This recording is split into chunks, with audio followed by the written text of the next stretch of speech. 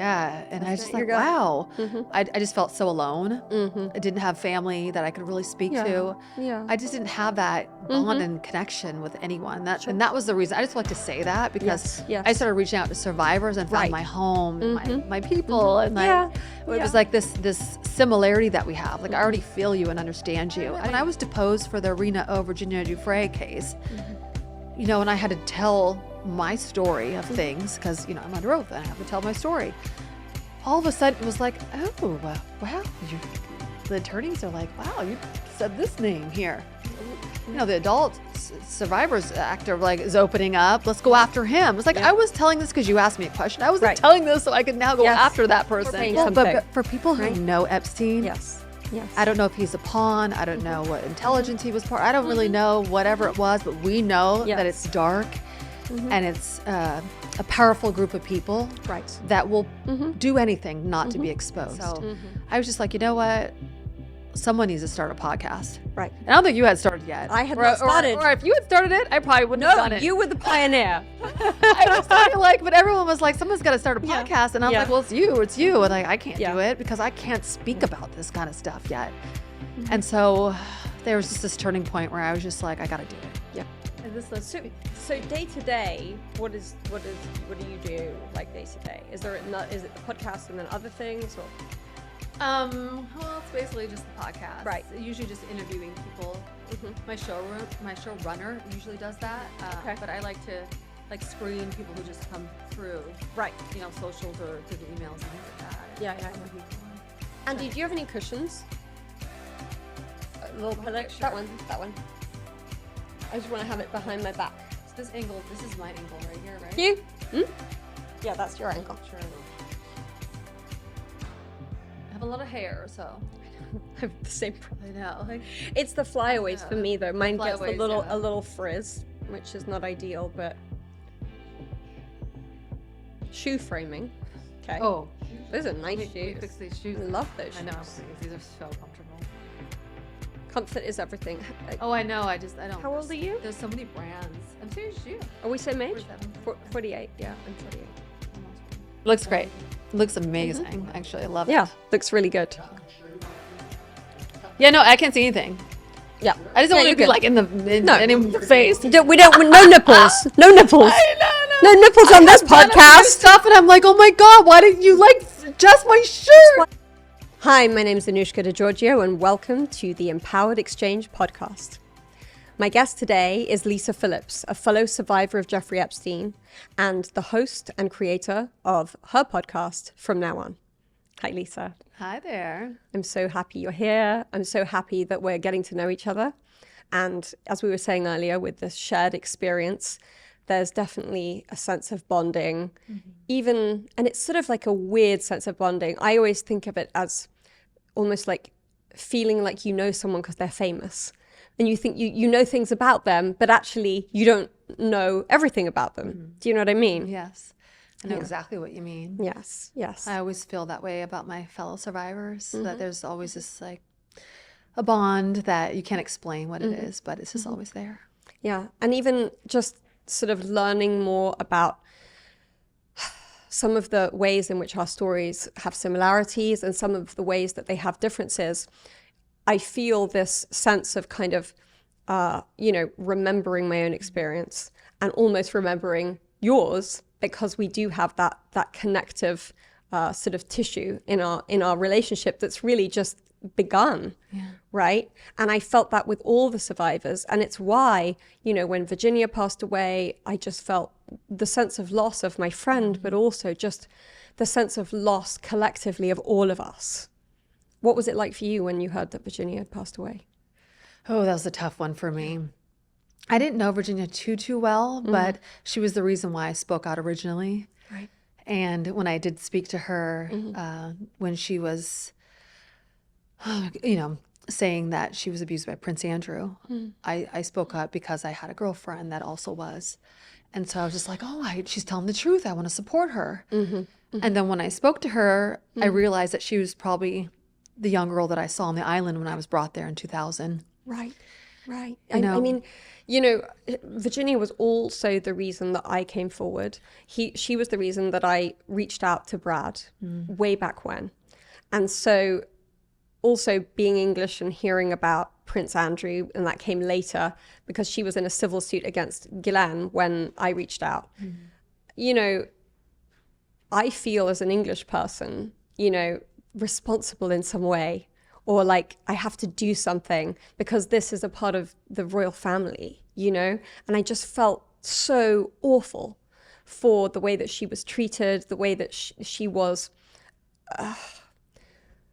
accused, the way that she was dismissed. And for so many of us, that's been the experience, right? And that's why so many survivors don't come forward. What was your experience like with how was it for you to come forward emotionally, practically? I think for me, I always felt like there was something more to think about and discover about that part of my life and that time of my life. And since the early 2000s, I had just suppressed it all. Didn't think about it. If anyone brought up Epstein's name, acted like I didn't even know who it was. And I just didn't even want to think about it. So speaking out originally was just to support others. It wasn't really just to tell my story. That took some time because I did a few documentaries of just telling what I saw or other people's stories. And then people would always ask, well, what was your experience? And I would just kind of almost tear up because I just almost didn't even know how to say what my experience was. Because I hadn't gone there yet. I hadn't gone through therapy. I hadn't really wanted to think about it because I kind of knew it wasn't that great, you know, and still to this day, this has been a few years now, 3 years now, I'm still finding out new things. And it's still just as shocking, you know. That's an incredible phenomenon that I've experienced too, where you discover things about your own experience because memory, we now know, and we're learning more about memory, and it's being introduced into the mainstream more, how memory and trauma work and how you really can just delete parts of your history as a survival mechanism, right? And that's something that I definitely did. And I also came out to support my friend, she wasn't my friend then. I came out to support Virginia, and I felt as though I could do it for her, but I couldn't do it for me. Same here. Right? That was basically just summed it right up. I was doing it for them and not really ready to do it for me. And even just recently, speaking out at Capitol Hill and more survivors coming forward, they also completed the picture for me as well, showing me photographs of us from the early 2000s. Like I just started crying when I saw these pictures of us at like charity events or like the Nutcracker and things like that. You know, Epstein was there. And just like, wow, like the memories come back to you after you meet more people, see images, and people don't realize that when you suppress things and you don't want to talk about it for so long, they are suppressed. You're not even able to go back in there and pull them out until something triggers it in a way. And I think, you know, that part is also little understood by most people, that we don't know when we're going to be triggered because we don't know if there's going to be a smell, a sound, a picture. I mean, I can pretty much say every day I turn my phone on, I turn the news on, there's a picture of Epstein. Sometimes a picture of Maxwell as well. But I don't know in other parts of my life when I'm going to be triggered. And then I don't know exactly how my body's going to react. Am I going to get flooded with memories that were suppressed, or am I going to disassociate? And do you have those experiences still sort of daily or weekly? I've had a problem with disassociating for like a long time. I mean, I've realized that now through EMDR therapy, which I've done for over 1.5 years and still continue twice a week. So 4 hours a week. You know, to really dive deep into what I thought my trauma was coming from the early 2000s with Epstein and that world, the mauling industry, which you know is a very dark industry. Well, I thought it was. You know, I thought it was, but actually a lot of it started in my childhood. And I was one of those people who was just like, because I also grew up in England too. Oh, I didn't know that. For quite some time in Oxford. My father, I was in the Air Force. Oh, goodness. And I graduated high school in Belgium. So I had this childhood, a wonderful, adventurous Do you speak French childhood. Or What were you speaking in Flemish. It was Flemish, okay. And then my family moved to Germany after. Right. And so we bounced around so much. So I never got fluent in the language. But just this wonderful childhood, I thought it was, until, through therapy, I realized that I had a lot of issues from childhood that I didn't know.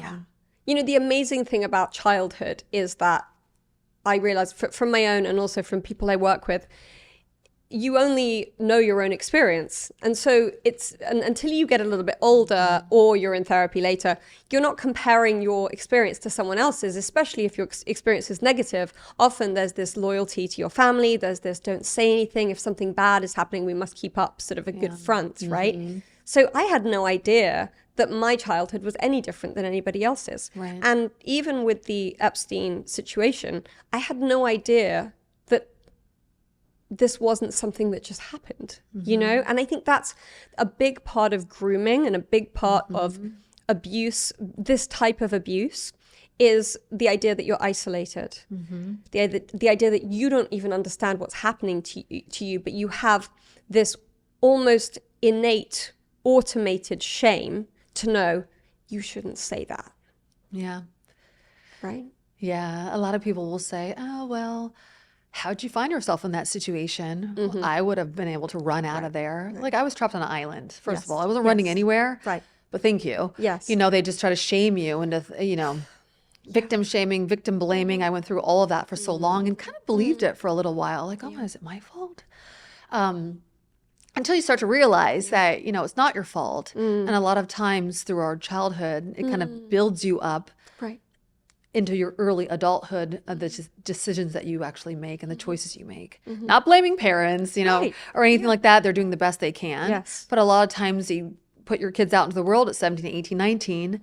And if you don't have those strong boundaries, a lot of these types of predators are going to sniff it out in you and think, oh, you're an easy target. Yeah. I know that, we're both mothers, and I know that it's informed the way that I parent, what I've been through, how I didn't talk about it for a long time, and how now I am public about it. But because I have a child, I'm careful about the level of detail that I give. Right. How has it changed? Like you being a parent and then coming forward, how has it changed the way that you are as a mother? Well, I think for myself, I did it for my kids. In a way, because I'm a boy mom. I know a lot of the survivors that we were with are all girl moms, but I'm a boy mom. So I think of things a little bit differently, is that I think there are very good men out there. I don't like to say like all men are predators and all men, do this and this and that, like a lot of women do. I try to say there's good men out there. It's just maybe they haven't been shown the way properly, or maybe they don't understand how women think, or that a lot of times they read women's cues a little bit differently. I always say, if it's not like a hell yeah, like I'm super into this, it's a no. Yes. Right? And I think a lot of men just think if you freeze up, like, oh, it's okay. She's not saying verbally no. She's not running out the door. And when it comes to our sexuality, there just needs to be a deeper discussion about it. So as a boy mom, I try so much with my boys to teach them to be respectful. But they teach me a lot of things too. Mom, like, how can I be respectful and look what they're wearing? And it's like, well, they can wear whatever they want to. You still have to be respectful. Right. So we have this conversation where they're valid in what they're saying as well. Yes. It's just, this is the climate that we live in and how to navigate it properly. So. Yeah. I think it's really, it's great that this conversation is becoming more prevalent. It's becoming more prevalent at the level of education in schools. It's becoming easier for parents to have access to the right information to share with their children at an appropriate age. But I think it's so valid. What you say about, yes, we have to, our boys growing up into men have to be respectful of everybody, but also how we dress is a communication of what we're inviting. Absolutely. And so I had to get awareness around that. And this is something that is not a popular thing to say. It is not popular at all. But I say it to the women that I work with. I say it to my daughter. And the way I really see it is a communication.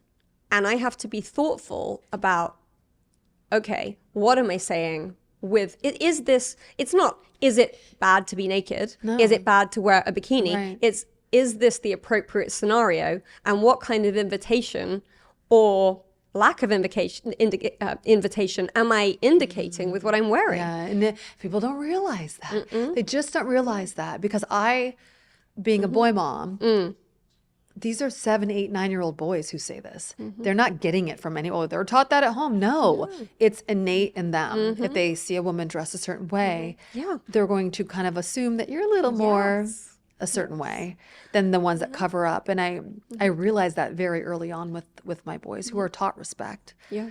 And also with myself too. When I dress a certain way, I definitely have these like douchey type of guys running after me down the street, you know, than when I'm dressed more appropriate. And when I was younger, I wanted that kind of attention because it was exciting, because it felt like it was power. You know, it felt like it was power to have men look at you. And that was a conditioning from my childhood and my experience too, and being a model too. It's sort of like, if you get the most attention, then you get the best gigs and you get paid the most and you get the best dates.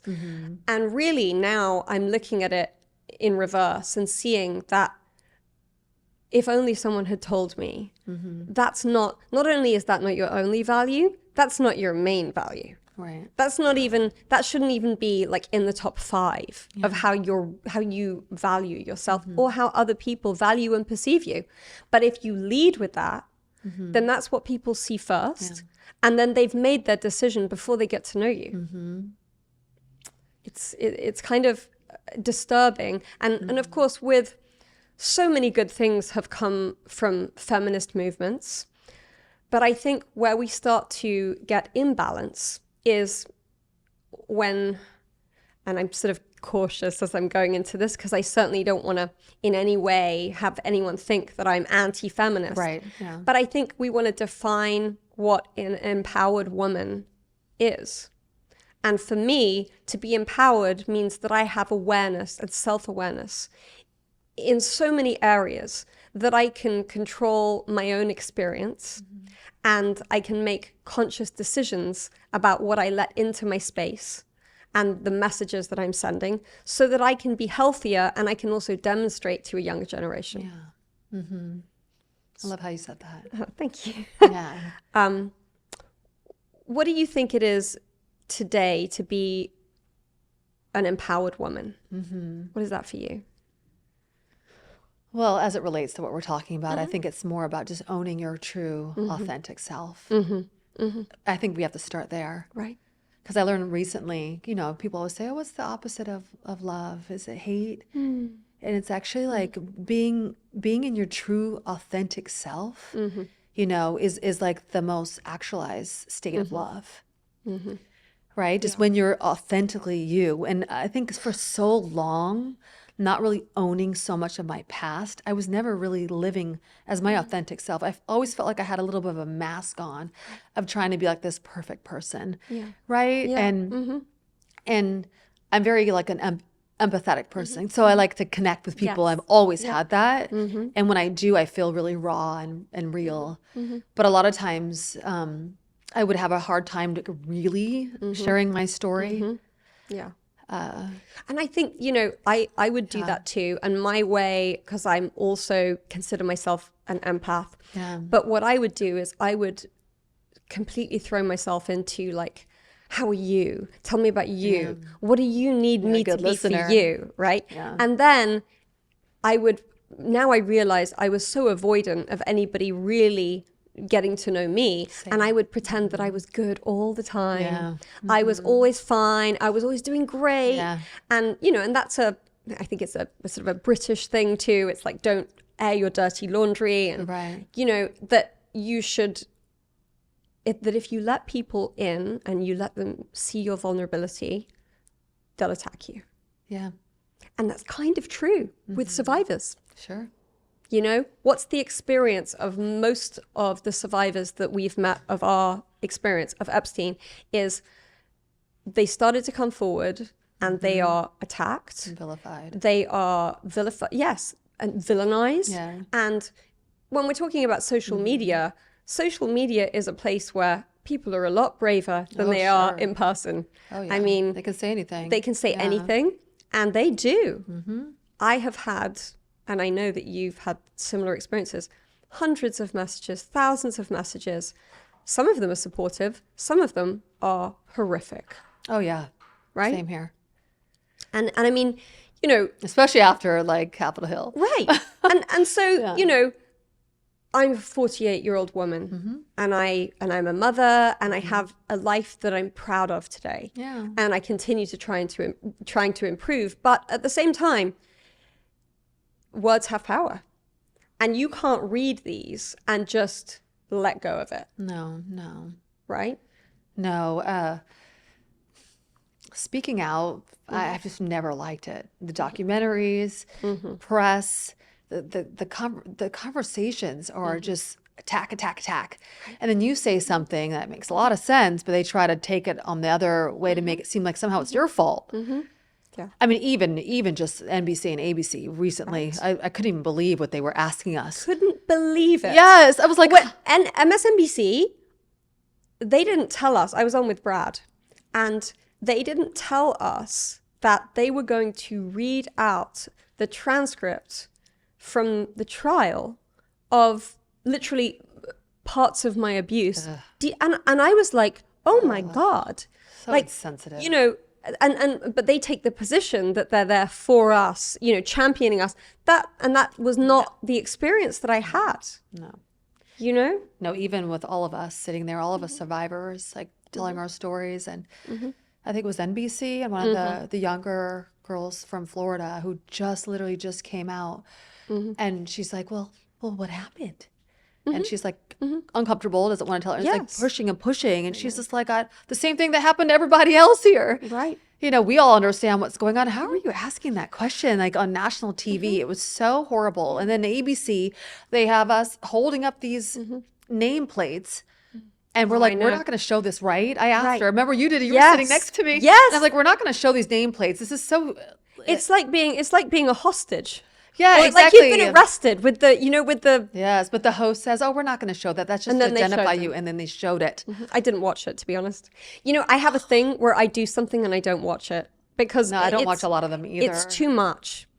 But I mean, you know, the whole way that this is recognized, and I mean, what I do is, if someone asks me a really obnoxious question, like a detail, then I'll ask them back. So, tell me about your first sexual experiences. Yeah. You know? Let's talk about that. Why don't we talk about it? Yeah. If this is fair game, because it's considered, I think, that because we've had those experiences and we've been brave enough to come forward with them, that we should have no boundaries with the details of what we're talking about. And it's obnoxious. Well, that's what took me so long to speak out. Because it happened so many times. And it was the reason why I created the podcast from now on. That was the whole reason, was because I'm a survivor. Yeah. So this is a safe space for you to tell your story where I completely, you know, empathize and understand what you're saying. Yeah. And know not to ask those questions. Yes. You know, so. I mean, it's a similar thing for me. You know, I wanted a space where, but not only for my guests, I wanted a space for myself. For yourself, yeah. That I could know that I was recording something and it was not going to be twisted and it was not going to be used against me and quoted out of context, right? And you have that control. Yes. To tell your story the way you want to tell it and tell others stories the way they want it to be heard. And control is something that I definitely struggle with, because I do have a tendency to want to control my environment, to control micro and macro control of my situation. Right. Because at some point, I couldn't control anything and the consequences were pretty dire, you know? So when we were on, and of course I met you for the first time on Capitol Hill. And so the big thing that you said was like about creating our own list. Okay, and we covered this a little bit just before, but I want to get into that a little bit. And I want to get into what that meant to you to say it, first of all. What did you mean by that? Mm-hmm. Well, basically, I just wanted to say that we have the power too. Mm-hmm. Mm-hmm. So this whole time, so many of the survivors that one by one telling their stories, horrific stories. Mm-hmm. And I'm just thinking, gosh, like I have my story here too. And it's like the same story. Nobody's listening. Mm-hmm. Like we need to do something Mm-hmm. that lets these people watching at home and also the press know like we're powerful too now. Right. You know, we're not these little girls anymore. We've turned into, you know, successful women. We're moms now. And I don't know, it's like, I'm going to poke at you just a little bit and take our power back. Right. Because you're sitting here deciding for how many years now that you don't want to release a list. Like, you don't think that we know a lot of these men that are on the list? Yeah. You don't think that we've seen them? We don't think that we talk to each other? We don't think that we compare notes? You know, even for myself, I have quite a few names in my head. But it wasn't my job. Right. To release that. That's people went crazy saying, oh, why isn't she just releasing the list right now? Why isn't she just saying names? Okay, I'm not foolish. Yes. I just wanted to let you know that we do know and we do talk amongst each other. And through our attorneys that we do have our own list. I don't know, I guess to put pressure on them to say you're not the only ones that have it. So let's put a move on and take accountability and be transparent about everything right now because we also know. Yeah. I mean, I think that sense of that sort of proprietary sense that that Congress have, that sense of that they have the control, as you say, that they get to decide and we're going to let you know what we're going to do about it. And we're with you or we're against you. And the truth is, as you say, we have the information. And not only do we have the information, but the information has been given to law enforcement, to the FBI, to our attorneys. And the people who did what they did know who they are, right? And I think... And there was cameras everywhere. And there were cameras. The flight logs, I mean, there was cameras all over where Epstein lived and then on the island. But I think people don't understand, you know, and I'm very thankful to Marjorie Taylor Greene, to Nancy Mace, and to, of course, Ro Khanna and Thomas Massie for the support that they've been outspoken with. But I think, you know, when Marjorie Taylor Greene was saying, well, give me the list and then I'll go and say it. So let's play that through. Right. Well, although that was all theatrics as well. That's a big statement, okay, and it's a great thing to say on the day. And although I hope that the intention was authentic, if we play that through, she gets the names, she goes and speaks them to Congress, and then an investigation is initiated that you need witnesses for and you need statements for. Who can you get the statements from? Well, the people who have given the names. And then we're right back in the same trap.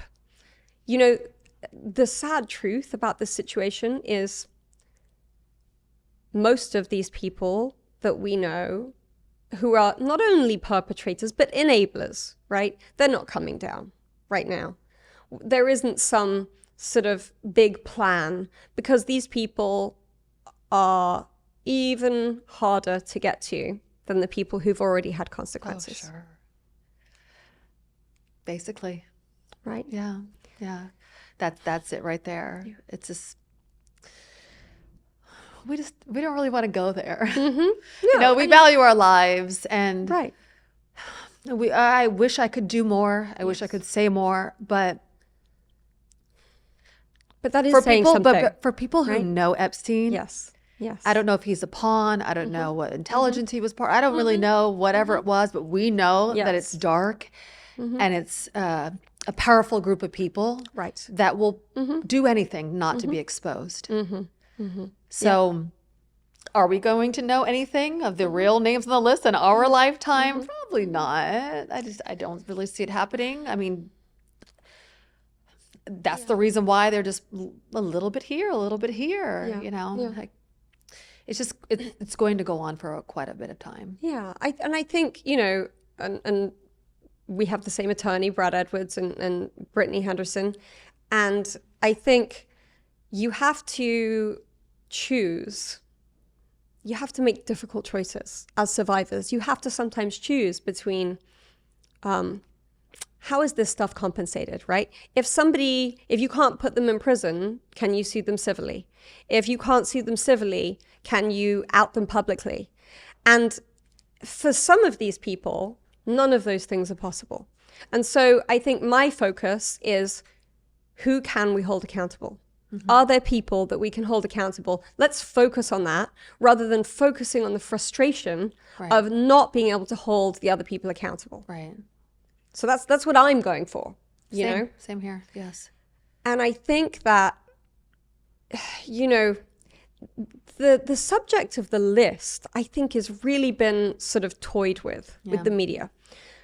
And let me tell you my experience. And I don't know what yours is specifically around this, but my experience, which was started earlier on in time than yours, was that this Epstein character was deviant and had a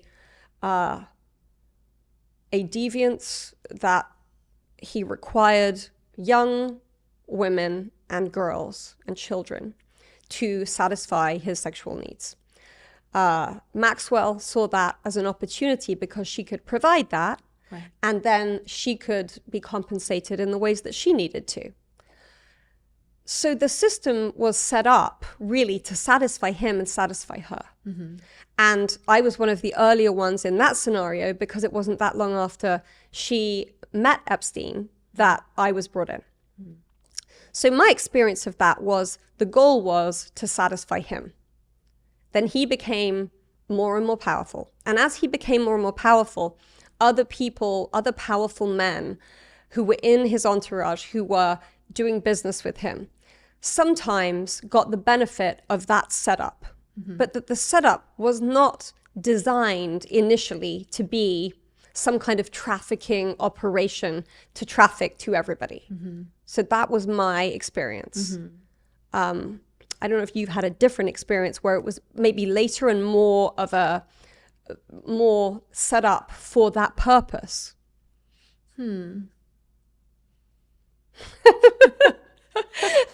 Lisa's like, I'm not going to talk about it. No. Okay, so let me take your scenario. Yeah. Mm-hmm. Your scenario, So Jeffrey is getting this power, and he has Ghislaine, who's helping him to procure these young girls in Florida. Mm-hmm. He likes these intelligent model types in New York who are, attractive, and he's getting his, 6 to 8 times a day, whacking off, having these massages, doing like Jeffrey things. Mm-hmm.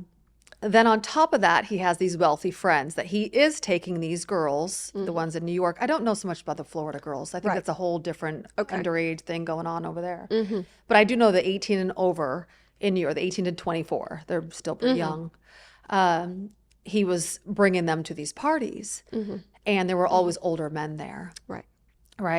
He was also very in with the malling industry. Mm-hmm. Jean-Luc Brunel at Karen's, Katie Ford at Ford, Next, like all these different agencies. And they were also sending models to him. Mm-hmm. Mm-hmm. And then from there, I think Jeffrey was, I don't know if we say trafficking now, but he was saying to them, let me send you to this audition. Let me send you to this and bring you to these parties. Let me introduce you to this one. And from there, these girls were meeting their husbands, and they were meeting men that maybe some sexual exchanges were happening. Right.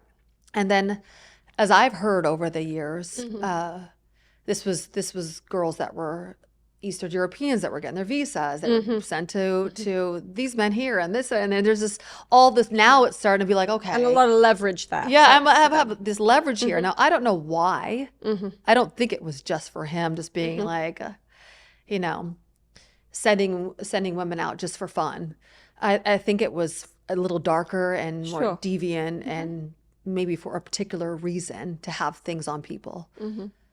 So I think there's a lot more going on than people realize. And I think it's possible that it's, to have things on people. But I think my experience of both Maxwell and Epstein was they wanted to make themselves indispensable to people. So they were the go-to for everything. They had the go-to, yeah. Right? And that gives you value. And especially in those kinds of society echelons in New York, in Paris, in, you know, all these places, in London even, where I first met Epstein. It gives you this cachet of like, oh, he's the guy who can like, it's so great. And he has the best parties and he has the best dinners. He has the best chef and he has the best famous friends. And he has friends with, you know, friends with royalty and from the royal family in England. And the best beautiful, young, intelligent girls, right? So it's offering a lifestyle. Yes. In exchange for, we don't know, right? We don't really know. And we may never know. But there are some people out there who we can hold accountable. And, you know, as Brad and Brittany have said, as we've all said, if you follow the money, then you find people who still have money who shouldn't. And they've been profiting off the abuse of us and all the other women who've survived this, right? So, and I remember in the meeting that we had inside Congress, Brad said, I will show you where to look. I also remember shaking the hand of Speaker Johnson and him looking me in the eye and saying, I want you to hold me accountable. And then saying that again to us as a group. Yes. Right? And then it's really dark when you discover that somebody can look at you and say something like that and then actively counter our ability to hold people accountable. Yeah, almost saying what you want to hear in the moment. But not having the authority to actually make it happen, unfortunately. So I'm speaking about what I know, just facts about what I know from New York, and you know, hundreds of women that knew Jeffrey in New York. But I do believe, and I do know from stories of the younger girls that were from Florida that Ghislaine was collecting, so to speak, for him and doing these massages. I know that the abuse was exactly the same. Yeah. And I do know of some younger girls that were forced to have, you know, sex with men. So I what was really going on, I don't know the full scope of everything. But I've always spoken out about it because of what I do know and what I've witnessed and seen and things like that. Of course. I still don't believe it's my responsibility. Right. Well, it shouldn't be your responsibility, and it isn't your responsibility or mine. But at the same time, when no one's doing anything, it's hard for me to watch. It's hard for me to watch the women who haven't had any accountability, who are still frightened because of where they come from, what the consequences are for them to speak out in their culture. It's really hard for me. And that was the question I had to ask myself when I was asked if I wanted to go speak on Capitol Hill, because this invited a world of... I had no idea. Right? I had no idea my life was going to change so much after that. I had no idea. I just thought, okay, I always feel like, I don't know, am I just naive? I just thought I was doing the right thing. I want to be a voice for survivors, which is why I have the podcast. Was just to be a voice for survivors. I was speaking to survivors. I wasn't even thinking politically. You know, so. Yes. And it's meant to be a bipartisan issue. It's not meant to be politicized. But since that day, both sides have politicized this so much. I mean, it's now, you know, Democrats are stopping the list coming. Republicans are stopping that. You know, the truth is, they're all stopping it. None of them want it out, you know? Nobody wants it out. Let's just make that really clear right now. Nobody wants that list out there. And obviously, since I said that I was looking into our own personal list with survivors, I have talked to many, many survivors. You have to understand, in this day and age, right, there are so many sleuths and like detectives and like wannabe, you know, what's the right word? Wannabe, like when they're doing all the research. Yes. And so they like send me these lists of names here and there. Like I've already have a list of names that pretty much mirrors a lot of my names I have, but like new ones and like, global names and royalty, all sorts of things. And it's just like, what do you think I'm going to do with this list? Like, I don't even want to even like look at the names and study that. I'm just that's not my job. But there are so many people out there that are obsessed. They're just obsessed with this. I mean, just general public people just with no connection to it are obsessed with this subject. Yeah, and they're more obsessed with it than I am. but exactly, and I'm not even that obsessed with it. You know, like you are. I don't even look at a lot of this stuff. But like the people who are doing the research, wow, the kind of names and stuff, the list that they can just get on their own because people have been talking about this for the last 20 years. It's pretty easy to put together some names here. Right. I will just always go back to the fact that nobody really wants those names out there. Right.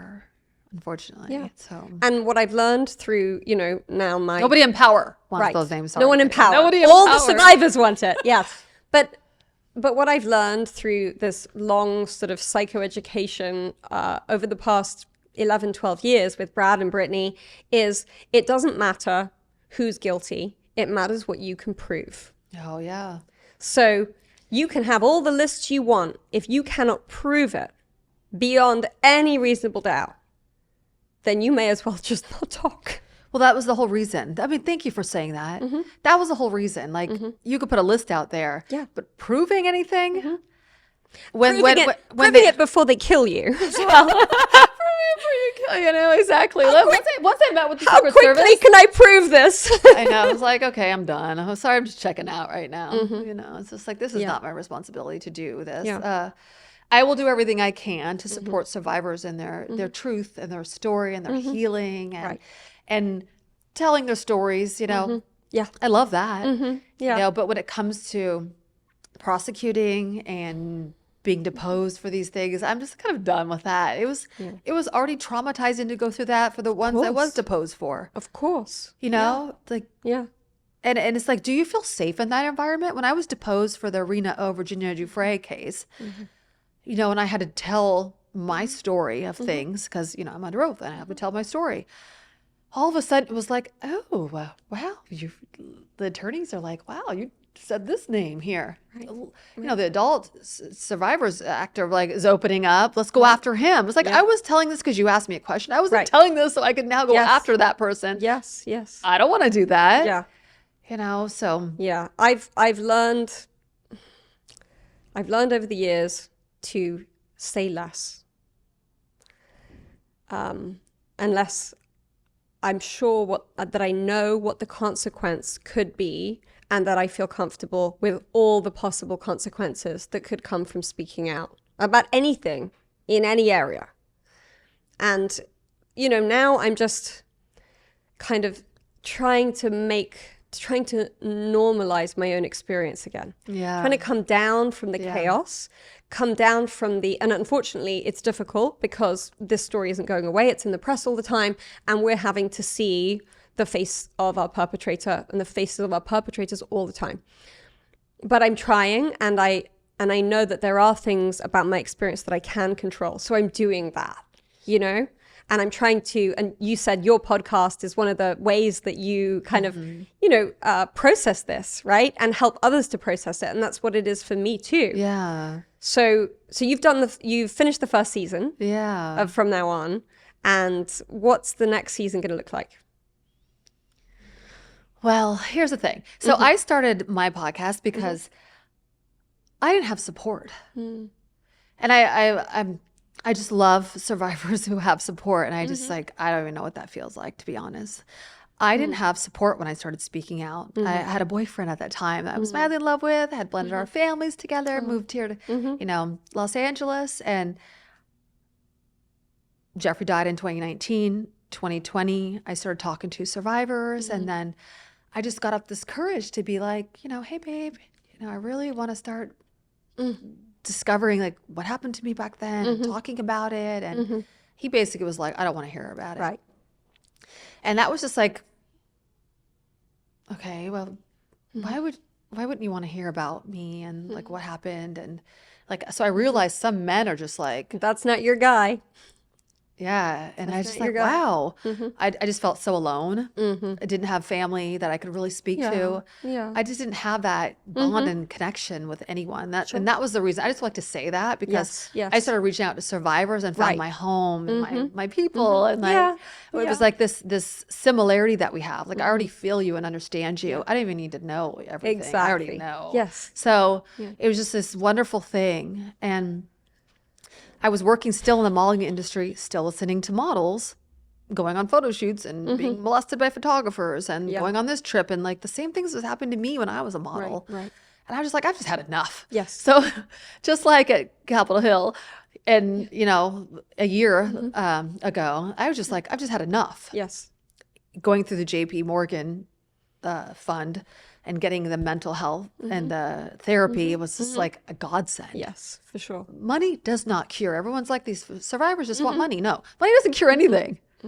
Look at Virginia, our beloved Virginia, who had tens of millions of dollars. It doesn't cure or help or heal anything. No. But what did was therapy. So I did EMDR therapy and I just turned into this, just I don't even know how to explain it, but it's like a completely different woman. Yeah. And so I was just like, you know what? Someone needs to start a podcast. Right. And I don't think you had started yet. I had not started. Or if you had started it, I probably wouldn't have done it. No, you were the pioneer. I was talking like, but everyone was like, someone's got to start a podcast. And I was like, well, it's you. And like, I can't do it because I can't speak about this kind of stuff yet. And so there was just this turning point where I was just like, I got to do it. Yeah. I got to do it. Yes. And I'm so glad that I did because through my podcast, and as you know, it's like you just have this healing process of connecting with others that have gone through the same type of sexual abuse. It's not, it's not pretty, you know, and it's just like, it's something that just affects you so deeply throughout your life and that you have to own it and manage it to be able to break through it. And I'm just a completely different person than when I suppressed it for 15 years. I don't know who that person was, but it wasn't a healed person like I am now. Right. And I think that healing is ongoing. It's ongoing. And it's never going to be the end of the story of healing. But, you know, like you, I share that when I started doing this, I did feel this sort of catharsis that was happening, you know, where I was evolving as a person. I was trying to do good, raise awareness, be an advocate. And also in so doing, heal my own wounds. Yeah. And you know, I'm sure this is not going to be the end of our friendship and our we're going to go on and do more things together and work together again, hopefully. So but I'm really excited to see what comes next for you. Thank you. And see what comes next for our journey as survivors. And you know, I'm committed now. I'm committed to this journey of being out there as somebody who is now strong enough to represent some of those who either are no longer with us or aren't willing or able to come forward. And there are plenty. And that's people, okay. Yeah, and it's okay. It's always okay. But I'm excited for the future now in a way that I wasn't 10 years ago. Well, same here. And I'm excited to have a new friendship and relationship with you. Thank you. And let's go get them. Yeah. Thank you, Lisa. No, I love that. No, thank you so much. This has been such like a pleasure for me.